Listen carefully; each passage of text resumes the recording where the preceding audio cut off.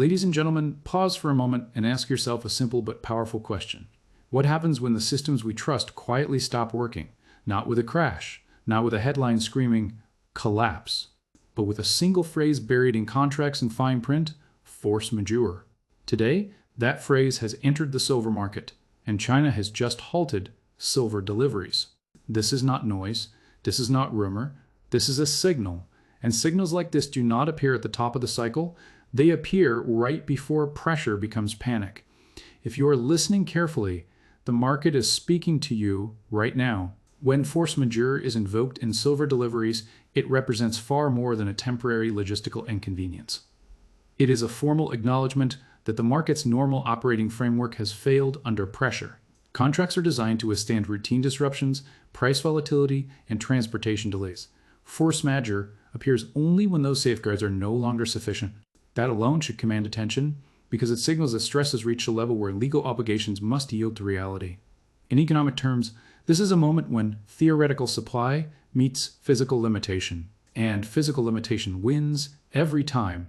What makes this especially significant is the role silver plays within the global system. Silver is deeply embedded in industrial production, financial hedging, and cross-border trade. When deliveries are halted, the impact is not isolated to one market segment. It ripples outward, distorting supply expectations, pricing mechanisms, and confidence. Investors often assume that commodities flow freely as long as contracts exist. Force majeure shatters that assumption. It exposes the uncomfortable truth that a contract is only as strong as the system's ability to honor it under stress. This is where the hook becomes unavoidable. If silver cannot be delivered when it is needed most, what does that imply about markets built primarily on promises rather than possession? Modern financial markets are heavily financialized, meaning layers of paper claims often sit atop a much smaller base of physical assets. Under normal conditions, this structure appears efficient. Under strain, it becomes fragile. A delivery halt pulls back the curtain and reveals how thin the margin for error really is.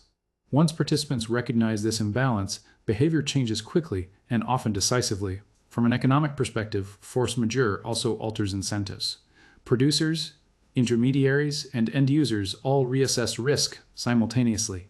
Producers become cautious about future commitments. Intermediaries tighten terms, and buyers seek security over price. This collective shift reduces liquidity and increases volatility, even without a visible price spike. Markets do not need to crash to become unstable. Sometimes they simply lose their reliability, and that loss is enough to trigger defensive positioning. There is also a psychological dimension that cannot be ignored. Markets run on confidence, and confidence erodes faster than it is built. A single invocation of force majeure plants doubt. But repeated or high-profile cases can permanently change expectations. Participants begin to ask not whether disruption is possible, but when it will happen again. That mindset transforms rational planning into precautionary behavior, accelerating hoarding, tightening supply further, and reinforcing the very stress that caused the halt in the first place. The real hook lies in timing. Events like this rarely occur at moments of excess stability. They appear after long periods of leverage, complacency, and belief in uninterrupted growth. By the time force majeure enters the conversation, the system has already absorbed more strain than it can comfortably manage. Those who recognize this early gain an informational advantage, not because they can predict exact outcomes, but because they understand that normal assumptions no longer apply in economics. That realization often marks the dividing line between those who react under pressure and those who act with foresight. China's halt in silver deliveries draws sharp attention to a structural imbalance that has been quietly growing for years, the widening gap between paper markets and physical reality. On paper, silver appears abundant. Futures contracts trade in massive volumes, exchange inventories are reported daily, and prices fluctuate within ranges that suggest orderly supply. Yet the moment physical delivery is delayed or suspended, that appearance dissolves. The hook is simple but unsettling. If silver is truly available, why is it suddenly difficult to obtain when delivery is required? In modern economics, paper markets dominate price discovery. Futures, options, and derivatives create liquidity and allow risk to be transferred efficiently. But they also distance pricing from the underlying asset. A single ounce of physical silver can support multiple paper claims, all of which function smoothly as long as few participants demand actual delivery. When a major player interrupts deliveries, it challenges the credibility of that system. The market is forced to confront a reality it prefers to ignore. Paper supply can expand infinitely, but physical supply cannot. This divergence becomes dangerous when confidence shifts. Prices formed in paper markets assume that conversion into physical metal is always possible. When that assumption weakens, the price signal itself becomes questionable. Investors may believe they hold exposure to silver, but exposure is not the same as ownership. This distinction matters most in moments of stress, when the right to settle in cash replaces the expectation of receiving. Metal. The subtle hook here is that many market participants do not realize which side of that divide they are on until conditions change. China's role amplifies this effect. As a major industrial consumer and strategic actor, its actions influence both perception and behavior. A delivery halt suggests that securing physical supply has become more important than maintaining the appearance of normal market function. This prioritization sends a powerful message. Access matters more than price. Once that mindset spreads, paper instruments lose their appeal as substitutes for tangible assets, and demand shifts towards certainty rather than convenience. The economic consequences unfold quietly at first. Premiums rise in physical markets even if headline prices remain stable. Inventory data becomes less trusted. Counterparty risk, previously ignored, moves to the center of decision-making. This is how divergence becomes visible, not through dramatic price moves, but through friction, delays, and exceptions. These are the early warning signs that a market is no longer synchronized with its underlying asset. The deeper hook is behavioral. When participants realize that paper claims may not guarantee physical settlement, they begin to reprice risk across portfolios. This does not require a crisis, it only requires doubt. And doubt, once introduced, spreads faster than optimism. The halt in silver deliveries therefore represents more than a supply issue. It is a stress test of belief. In economics, belief sustains markets, but physical reality ultimately defines their limits. But silver occupies a rare and powerful position in the global economy because it functions simultaneously as a critical industrial input and as a monetary asset. And this dual identity magnifies risk when disruptions occur. On one side, silver is embedded in modern production, from electronics and solar panels to medical equipment and advanced technologies that depend on its conductivity and reliability. Economic stress. The industrial demand for silver is largely inelastic in the short term. Manufacturers cannot easily substitute it without redesigning products or compromising performance. This means that even small disruptions can cause disproportionate pressure. Along supply chains, delays increase costs, force production adjustments, and introduce uncertainty into long-term planning. The hook here is that these effects are often invisible to investors at first, yet they accumulate quietly until profitability, employment, and output begin to feel the impact. What starts as a metal shortage gradually becomes an efficiency problem across entire industries. At the same time, silver's monetary role responds to a different set of signals. Investors turn toward it when inflation erodes purchasing power, when currencies weaken, or when geopolitical tensions rise. In such environments, demand is driven not by consumption, but by protection. When industrial users and investors compete for the same limited physical supply, pressure escalates rapidly. This convergence is rare, but when it happens, it exposes a critical vulnerability. The system must satisfy two very different forms of demand with one finite resource. The hook becomes sharper when confidence enters the equation. Industrial buyers depend on predictable delivery, while investors depend on trust in availability, and a disruption undermines both simultaneously. Manufacturers begin to secure supply aggressively, while investors question whether prices fully reflect scarcity. This dual response accelerates hoarding behavior and reduces the amount of silver circulating in the open market, reinforcing the perception of shortage even if official statistics appear unchanged. From an economic standpoint, this dynamic increases systemic risk because it links real economic activity with financial sentiment. A shock in silver supply does not remain confined to commodity markets. It bleeds into inflation expectations, currency valuation, and capital allocation decisions. Policymakers and market participants often underestimate this linkage, assuming industrial metals and monetary assets operate in separate spheres. Silver defies that assumption. The deeper hook lies in timing. When silver's industrial and monetary demands rise together, it usually signals a broader transition in the economic cycle. Growth becomes more fragile, confidence more selective, and capital more defensive. In such moments, silver is no longer just a commodity or a hedge, it becomes a barometer of systemic tension reflecting both the health of production and the state of trust in money itself. Interruptions in delivery do more than delay transactions. They quietly corrode the foundation on which modern financial systems operate, and that foundation is trust. Financial markets function because participants believe obligations will be honored, settlements will occur as promised, and exceptions will remain rare. When delivery interruptions become visible, especially in essential assets like silver, they introduce a subtle but powerful question into every transaction. What if this promise cannot be fulfilled when it matters most? That question alone changes behavior, and in economics, changed behavior is often more impactful than changed prices. The erosion begins at the counterparty level. Buyers start reassessing not just price and yield, but the reliability of the entity on the other side of the contract. A delivery delay forces participants to examine clauses they once ignored, such as cash settlement alternatives and force majeure provisions. The hook is that many discover for the first time that what they believe was ownership is actually exposure subject to exceptions. This realization transforms risk from an abstract concept into a personal concern. And once that shift occurs, and it rarely reverses easily, as trust weakens, market participants demand additional safeguards. Margins rise, collateral requirements tighten, and transaction costs increase. These changes reduce liquidity, making markets thinner and more sensitive to shocks. Importantly, this can happen even without a dramatic event. Repeated small interruptions condition participants to expect unreliability. Over time, the market internalizes this expectation, pricing in the possibility of failure rather than assuming continuity. This is how trust erosion compounds, quietly, incrementally, and often unnoticed until its effects are widespread. The settlement system itself becomes a focal point of scrutiny.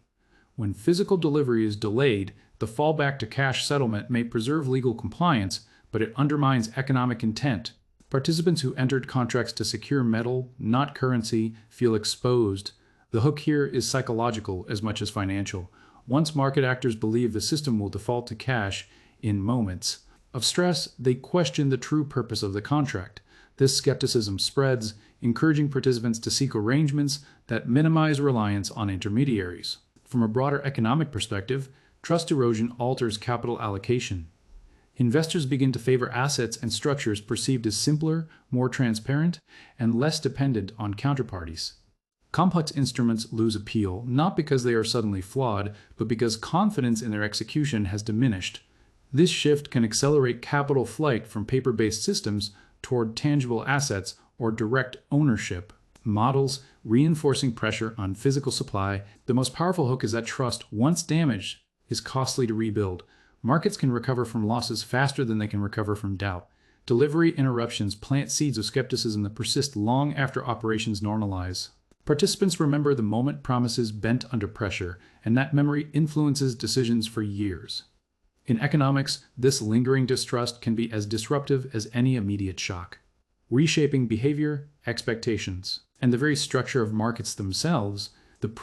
Events that disrupt physical supply often act as catalysts for repricing, especially in markets where prices have been held in check by paper mechanisms and abundant leverage.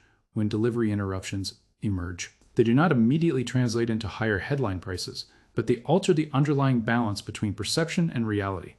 The hook lies in this delay. Markets rarely reprice at the moment of stress.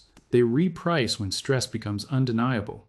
By the time the adjustment occurs, positioning has already determined who benefits and who absorbs the cost. In commodity economics, price is not just a reflection of supply and demand, but of confidence in future availability. As long as participants believe that shortages can be resolved through inventory releases or contractual flexibility, prices remain subdued. Delivery disruptions challenge that belief. They introduce uncertainty into forward expectations, forcing market participants to reassess whether current prices adequately compensate for the risk of non-delivery. This reassessment does not happen uniformly, which is why repricing phases often appear sudden and violent rather than gradual.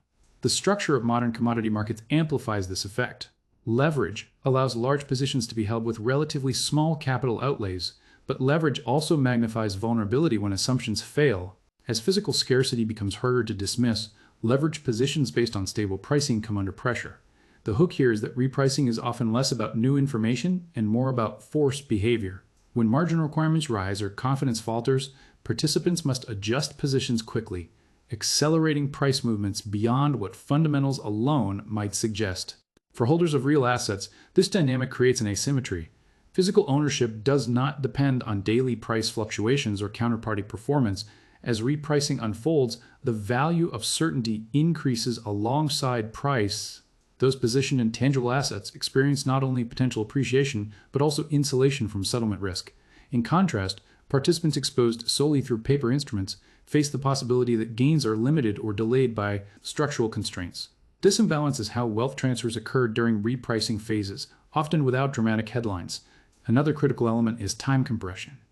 Repricing rarely unfolds over long, predictable periods. Once physical scarcity is acknowledged, markets move to close the gap rapidly.